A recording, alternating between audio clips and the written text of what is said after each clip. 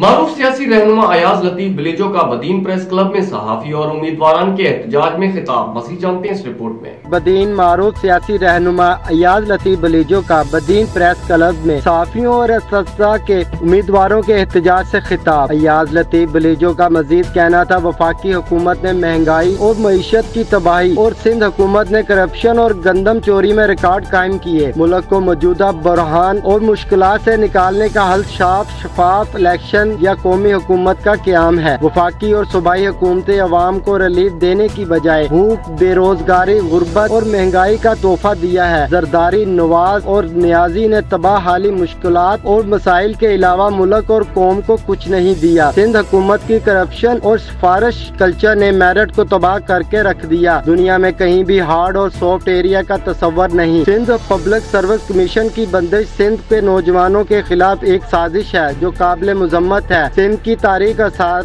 قدیمہ اور منجو دوڑوں اور مکلی خلاف کسی معجز اور محترم کی بولی برداشت نہیں کی جائے گی۔ ہارڈ اور ایریا کا تصور میرٹ کا قتل اور اساتذہ کے امیدواروں کے ساتھ مذاق اور زیادتی ہے۔ ایاز لطیف بلیجو کا اساتذہ کے امیدواروں سے خطاب۔